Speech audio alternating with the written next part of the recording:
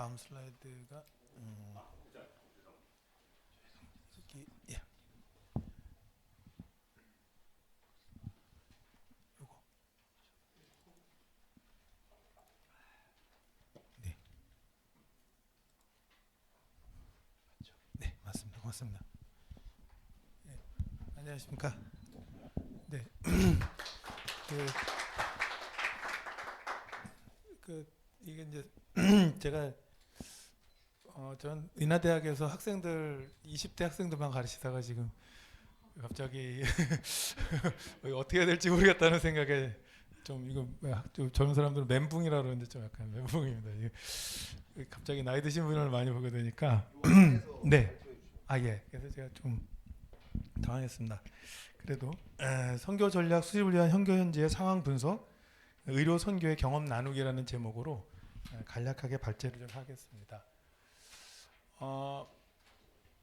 그냥 쓴 거를 좀 읽어보면은 저희가 이제 변화하는 세계 속에서 저는 이제 제가 이제 선교를 이제 이렇게 정의를 해봤습니다.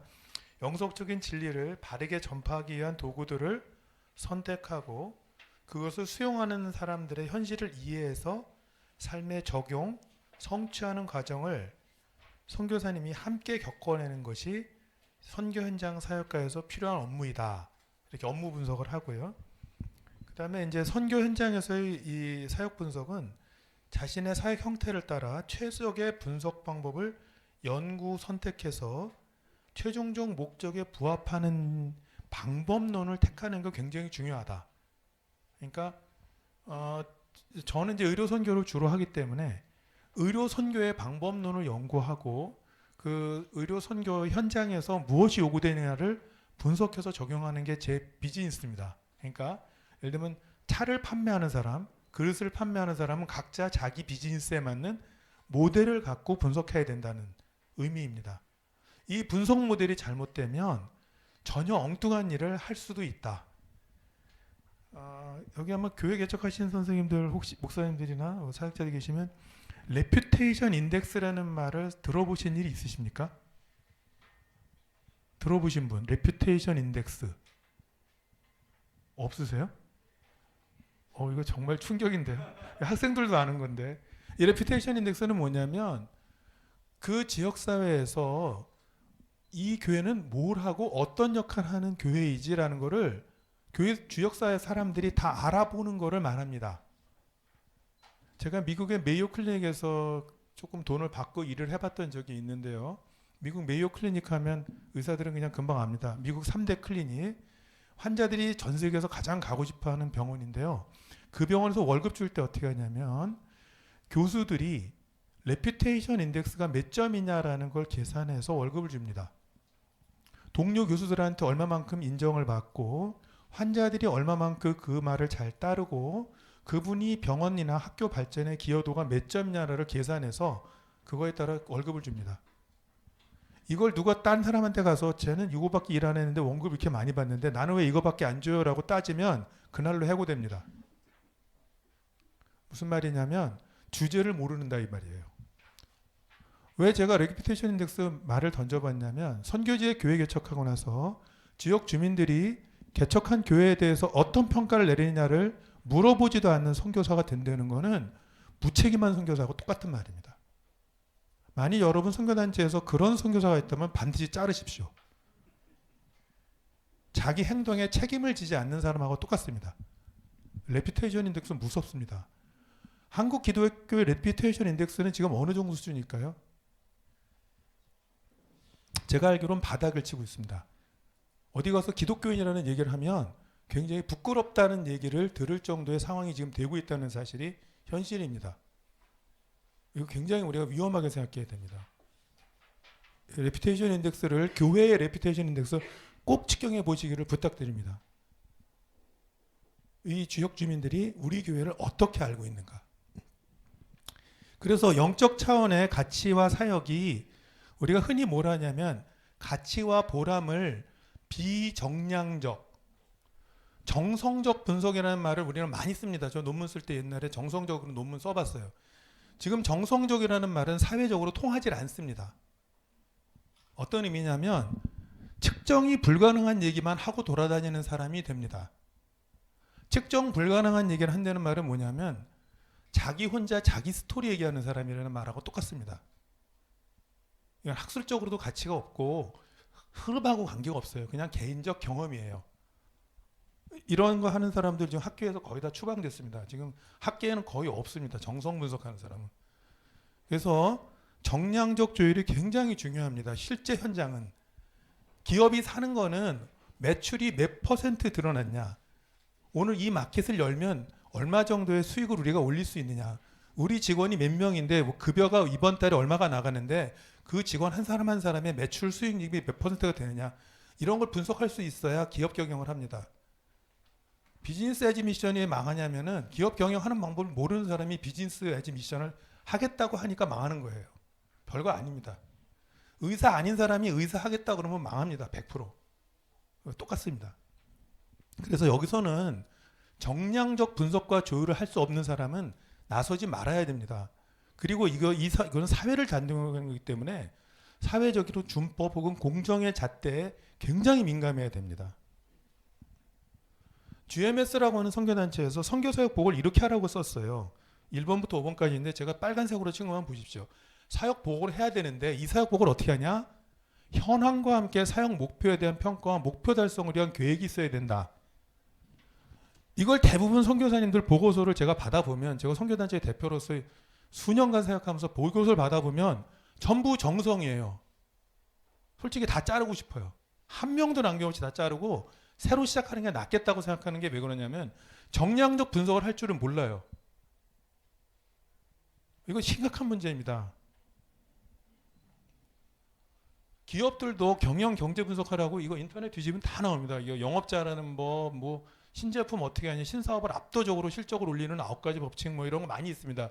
이거 인터넷 뒤지면 다 나오는 자료니까 그냥 보실 필요도 없습니다. 이건 너무 흔하게 우리 사회가 이미 바뀌어가지고 넘어갔는데 이 선교 분석은 다 옛날 얘기만 하고 있어요. 그래서 전략 실험의 핵심 요소가 뭐냐, 사람이 있고 오가나이제이션 만들어야 되고 컬처, 문화를 형성해야 되고 리소스를 갖고 시스템을 구축해가지고 이걸 할 거냐 말 거냐 하는데 이렇게 뛰어든 기업의 30% 이상 서바이벌을 못한다는 건 다 상식입니다.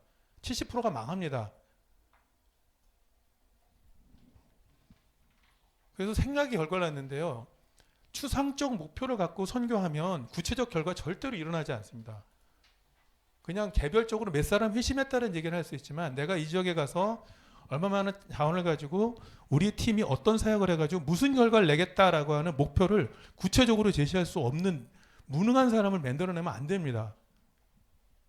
그래서 사역 전문가는 뭐냐면은 목표에 맞는 측정 가능한 지표들을 새기고 성취를 위해서 노력하는 사람이 사역 전문가입니다. 전문가를 맺는다는 거는 이런 부분입니다. 그래서 예를 들면 전문가들이 사회 경제 지표와 굉장히 관련이 깊은데요. 5만 명의 마을에 과거 기독교인이 거의 없는 도시에 교회들이 개척되고 5천 명의 교인들이 생겨나게 하겠다. 이건 보험화의 10%의 적절한 지표이냐? 교회가 이 도시에 미친 영향력은 무엇으로 평가하면 좋겠느냐? 제가 이제 로잔 운동하면서 로잔에서 안티 커럽션이라고 하는 문제를 굉장히 중요시 여깁니다. 왜 그러냐면 유럽에서 교회에서 교회 개척해가지고 지금 중부 아프리카, 서브사하라의 크리스찬 비율이 90%가 넘습니다. 복음화 굉장히 잘 된 나라죠. 여러분 생각하기에 그렇게 90%가 되면 얼마나 나라가 정직하고 사람 사이가 얼마나 평화롭고 전쟁이 없고 치안이 안정적이고 뇌물 안 받고 깨끗한 나라가 될 수 있잖아요. 세계 부패 지수에 세계에서 가장 부패한 10개 나라 고르라고 그러면 5개 나라가 거기 있는데 그 나라가 대부분 기독교 국가입니다. 그게 현실이에요. 냉정하게 얘기해야 됩니다. 케냐가 대표적입니다. 대통령부터 장관까지 다 장로예요. 근데 나라가 세계 부패 지수 5위에 들어갑니다. 도대체 무슨 복음을 전했느냐? 제가 이번에 로잔 대회 하면은 서구 기독교인한테 물어보신 말이 그겁니다. 당신들이 전한 복음이 진짜 예수의 복음이었냐? 잘못 전한 거 아니냐? 제가 좀 약간 흥분했습니다. 그래서 일반적인 단기 의료 선교, 이제 의료, 제가 왜 이렇게 바뀌게 됐냐는 설명을 조금 하겠습니다. 의료 선교를 제가 다니면서 엄청나게 우리 초반에 이렇게 했습니다. 2000년대에 이렇게 했고 하루에 보통 한 5명이 가가지고 통역 붙이고 300명 진료합니다. 아침에 8시부터 시작해가지고 저녁에 해가지고 6시, 7시까지 진료하면 하루에 한 300~400명씩 진료하거든요. 그럼 현지 의사들은 감당을 못하는 숫자입니다. 현지 의사들이 하루 종일 보면 30명 봅니다. 우리 5명에서 300명 본다 그러면은 현지 의사들이 넘어집니다. 같이 일을 못하겠다고 합니다. 그 정도로 일을 하면 무서운 팀이어서 저희가 가는 마을마다 교회가 다 개척됐어요. 저희 선교팀을 모든 선교사님들 초청하려고 그랬습니다. 근데 제가 이런 성공적인 개척을 하다가 주님께서 제가 기도하는데 이 질문을 던졌어요. 창환아, 네가 가서 선교했던 그 선교 지역에 있는 의료인들이 너의 사역을 어떻게 평가하겠니? 어떻게 봤을까요? 곰곰이 생각해 봤습니다. 앞선 기술과 자본을 가지고 들어갔습니다. 테크놀로지가 비교가 안 되죠. 저희 장비하고 약품은 세계 최고인데요. 의료기술, 한국의 의료기술이 세계 10위권 안에 들어갑니다. 접근성은 세계 1위예요. 가장 빠릅니다. 미국에 있는 분들이 좋은 병원 놔두고 한국에 오지 않습니까? 그런 의료를 가서 해줬으니까 얼마나 좋습니까? 근데 현지 의사들이, 현지 간호사들이 어떻게 느꼈는지 생각해 보라 그랬어요. 그분들 입장으로 보면 이렇습니다. 자신은 지식도 부족하고 기술도 부족해. 자원도 없어. 그래서 자기가 갖고 있는 작은 지식과 능력으로 마을 사람들 몇 사람 돌보고 있었는데 외국에서 기독교인이라고 와가지고 앞선 기술과 돈으로 자기의 모든 환자들을 다 치료해주고 갔는데 훨씬 효과도 좋았어. 그러고 나니까 나는 뭐가 돼? 현지인이 의사는 사기꾼이 되는 겁니다.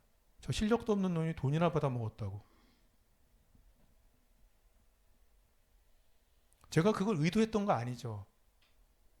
그렇지만 저는 그런 일을 하고 온 사람입니다. 그래서 기도하는데 하나님께서 저한테 너 빨리 회개해라. 네가 다시는 이런 범죄를 저지르지 말아라. 저를 야단치셨어요. 네. 그래서 제가 그때부터 이러면 안 되겠구나. 공부를 시작했습니다. 그리고 의료 선교를 방향을 완전히 뒤집었습니다. 그래서 그때부터는 현지 의료인들하고만 같이 일하는 방식으로 선교를 한 지 지금 20년째입니다. 그러면서 제가 분석을 시작했습니다. 성경에 화평케 하는 자는 복이 있다라는 말을 하셨는데 제가 한 선교는 갈등을 조장하는 선교였습니다.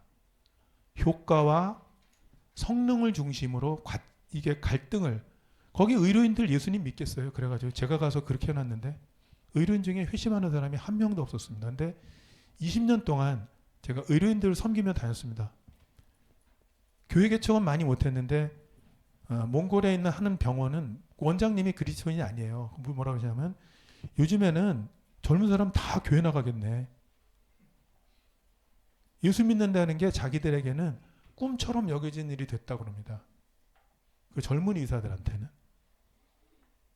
쉽게 말하면 아까 말씀드린 레퓨테이션 인덱스가 기독교인의 레퓨테이션 인덱스가 엄청나게 올라가 버린 거예요. 그 동네에서는.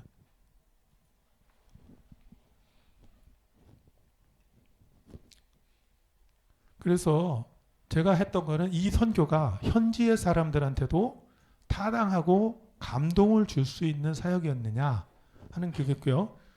두 번째 이제 비즈니스 에즈 미션에서 굉장히 강조하는 게 지금 사역이 이게 지속 가능한 모델이냐. 저는 3일 동안 혹은 5일 동안 진료하고 왔지만 현지에 있는 사람은 평생 그 환자들을 돌봐줘야 됩니다. 쉽게 말하면 우리가 교회 개척을 잠깐 2, 3년 동안 하고 올 수 있지만 현지에 있는 남아있는 사역자들은 평생 그 삶을 들여서 대대로 그걸 이어가야 돼요. 세상 끝날까지 예수님 함께 하시겠다고 그랬잖아요. 그 다음에 재생산이 가능한 모델인가. 너희는 내가 하는 걸 할 것이요. 이보다 더 큰 것도 할 것이다. 재생산 플러스 성장까지 가능한 모델인가. 이걸 점검해야 되겠다는 생각이 들었습니다. 그래서 제가 이제 분석하기 시작했고요.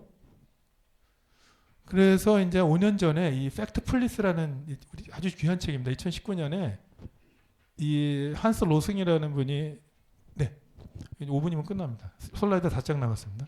로슬라는 분이 그 팩트 플리스라는 이 겟마인더라는 거를 했는데요. 이건 뭐냐면 아주 쉽게 설명하면 사역을 공부하시는 분들이 12년간 공부한 사람도 별로 없어요. 현장에는. 대부분 중학교, 고등학교 나온 사람이 최대입니다. 대학교 나온 사람 우즈베키스탄 같은 데서 대학교 나오려면 얼마나 힘든데요. 중앙아시아, 남미 이런데 초등학교, 중학교 나온 분들이 대부분입니다. 이런 사역자들이 익힙돼 가지고 현장에서 일을 하려면 분석의 도구나 틀도 아주 스콜라스틱한 거 필요가 없어요. 한눈에 보이게 만들어주기 위해서 한스 로스닝 이분이 그 스웨덴 의과대학 나오시고 의사 선생님인데 이분이 WHO에서 일하면서 모델을 개발했습니다. 그래서 이렇게 지역을 개발했어요. 빈곤층이 대다수인 지역은 1일 2달러 이하로 한 사람이 버는데요. 인구의 10억이, 전 세계 인구의 10억이 여기에 있고요. 이런 모습을 갖고 있으면 요 상태다. 그러니까 당신이 만나는 사람이 식수, 이동수산, 요리와 식사, 잠자리 이 네 가지만 살펴보고 이 중에서 모양이 요 정도면 1단계, 요 정도면 2단계, 요 정도면 3단계, 요 정도면 4단계다. 단계 그림 다 있습니다. 나중에 이거 PDF로 드릴 테니까 사진 찍으실 필요 없어요. 이 네 가지 단계에서 무엇을 할 수 있을지 생각해보자. 이렇게 질문을 던지고 일을 시작합니다. 쉽죠? 네, 이 툴을 어렵게 주면 안 됩니다. 쉽게 주어서 분석하고 적용할 수 있어야 됩니다. 1단계 국가 사회에서 예를 들면 아프리카의 지금 최빈국에 속하는 콩고의 시골 마을에 간호대학을 세운 선교사님이 계세요. 제가 한 달 전에 만나고 그 선교사님한테 빨리 포기하라고 그랬는데 그 대학 운영하는 거. 왜 제가 그 말씀 드렸냐면 이거 지어서 현지인한테 그 사업 넘겨주면 그 사업이 어떻게 될까요? 대학 운영이 가능할까요? 끊임없이 밖에서 쏟아 부어야 됩니다. 그러니까 이런 선교는 할 필요 없다. 여기서 필요한 선교는 어떤 모델일까요? 우리 선교사님들 경험 있지 않으세요? 가장 좋은 모델이 커뮤니티 헬스 이반젤리즘입니다. 지역사회 보건선교. 제일 좋은 모델입니다. 돈 거의 들지 않습니다. 단지 사역자의 사역비만 필요한데 이런 지역의 사역자는 하루에 2달러 주면은 생활비가 되는 사람들이 사역자입니다. 한 달에 100불 주면 아주 좋은 사역자. 이런 지역에서는 고등학교 이상 나온 사람을 사역자로 뽑을 수 있습니다. 대부분 이 지역은 초등학교, 중학교 출신들밖에 없어요. 그 좋은 사역자 비르는데 한 달에 100불이면 되고 충분히 지역 개발할 수 있습니다. 이런 지역에서 대학 설립하는 건 현지인한테 짐을 넘겨주는 일이 됩니다. 큰일 납니다. 교회도 삐까번쩍하게 세울 필요 없습니다. 기초적 자비단계 오면 8불까지 2불에서 8불 세계 인구의 30억이 있습니다. 제일 기회가 많고 선교지에서 제일 많이 만나는 분들이 여기에 있습니다. 여기는 어떤 모델이 갈 수 있을까요? 여기는 보통 1단계와 2단계는 1, 2단계는 혼재되어 있습니다. 그러니까 2단계로 사는 지역, 1단계로 사는 지역에 그 도시에 가면 도시에는 보통 2단계에서 살고 있습니다. 그러니까 2단계의 지역에는 쉽게 말하면 우리 옛날로 치면 그냥 조그만 그 군단위 보건소보다 조금 큰, 약간 좀 큰 그런 정도의 병원이 필요하고 진료과는 한 서너 개 과만 있으면 됩니다. 내외 소산만 있어도 충분히 가능합니다. 그리고 아까 저기 1, 2불린 지역에는 그냥 간호사 한 명 정도 보내주면 그리고 조산사 정도 있고 간단한 상처 치료할 수 있고 이동만 잘해주면 그냥 군 단위로 돌아와서 치료받을 수 있으면 쉽습니다. 그러니까 모델이 딱 나오는 거죠. 요 정도까지 하고 이런 사람들은 생활 자립을 위한 전략을 플러스 여기 보면은 물이 가까스로 자기 집에 들어옵니다. 1단계에서는 물이 집에 없어요. 기껏해야 자전거 있고 마을에 공동 수도도 없는 경우가 대부분입니다. 그러니까 이런 지역에서 우물 파주고 물 운반해주고 그다음에 밥 먹고 살려고 되니까 이 신발 뭐 이런 여러 가지 기초적인 생활용품이 굉장히 많이 필요하겠죠. 이런 소비재 산업을 2단계 지역에서 같이 하면서 묶어서 연결하면 굉장히 개발이 쉽습니다. 그러니까 단계별 전략 모델이 나오게 됩니다. 그 다음에 이제 3단계는 빈곤의 축소가 되고 환경이 개선되는데 여기 오가 되면은 공공교육도 가능한 수준이 되고 지역적 빈부격차도 굉장히 심합니다. 이때는 비즈니스 에지 미션이 굉장히 활발한 지역이 됩니다. 다양한 골들을 필 수 있습니다. 그 다음 이제 32불이 넘어가면 국민소득이 한 10,000불, 15,000불 다 합니다. 여기는 이제 우리 일본 선교하시는 분도 계시는데 일본이 30,000불이 넘죠. 우리랑 비슷합니다. 우리나라식 선교 모델이 필요합니다. 조금 다른 모델로 완전히 바뀌어집니다. 왜 이게 중요하냐? 우리 사회에서 뭐라고 그러니까 뭐니 해도 뭐가 중요해요? 머니입니다. 왜? 인간의 생활 양식을 결정하기 때문에. 제가 하나님 중요하지 않다는 게 아니에요. 생활 양식의 패턴은 머니에서 나오기 때문에 반드시 경제 분석하지 않고 선교 전략 짜면은 100% 실패합니다. 자립성을 해치게 됩니다. 그래서 한번 요거는 이제 인터넷으로 들어가 보셔서 여러분들이 전 세계 사람이 어떻게 살고 뭘 먹고 어떻게 지내고 있느냐를 다 여기 보면 질문하는 이제 체크리스트가 있습니다. 들어가서 보시면 여러분들이 그 상을 받을 수 있습니다. 한번 들어가서 나중에 그 네트워크에서 체크해 보시고요. 제가 맨 마지막 이제 집에 가져갈 메시지 한 가지 말씀드리겠습니다. 이 사람 이제 손가락에 네일 손톱이 자라면 우리 어떻게 하죠? 손톱 자르죠. 근데 기존의 패러다임에 묻혀 있는 사람은 어떤 식으로 생각하냐면 내가 이해가 안 가면 대화를 하다가 말이 막히거나 질문이 이해가 안 가거나 이상하다고 생각하면 관계를 끊으려고 합니다. 이게 단톡방도 우리 카톡방에서요. 정치 문제 나오거나 다툼이 생겨서 동시에 왜 그렇게 생각합니까? 그러면 난 너하고 생각이 다르니까 너 이 방에서 나가. 이런 식으로 표현들 많이 보셨죠? 이게 왜 이게 생기냐면 미스언더스팅 때문에 그래요. 오해가 시작할 땐 당신의 관계를 끊는 게 아니라 당신이 뭔가 잘못 생각하고 있는 거를 끊어내어라. 이게 메시지입니다. 우리 기독교 이거 굉장히 우리만이 아니에요. 우리 크리스찬뿐만 아니고요. 일반 사회도 똑같습니다. 지금 한국에 왜 그러냐면 우리나라 사람의 심성에 에고가 굉장히 우리 한국 사람은 강한 자기중심적 언어를 갖고 있어요. 그래서 우리 언어 세계 때문에 자칫하면 이 카톡방이나 뭐 우리 메시지 나누다 보면 오해도 생기고 릴레이션십을 끊는 수가 많이 생깁니다. 그래서 끊지 말고 질문을 같이 던지고 나의 에고, 나의 시스템이 뭐가 문제가 있는지를 스스로 발견해내는 노력을 하는 것이 건강한 사역 발전을 위해서 필요합니다. 경청해 주셔서 감사합니다.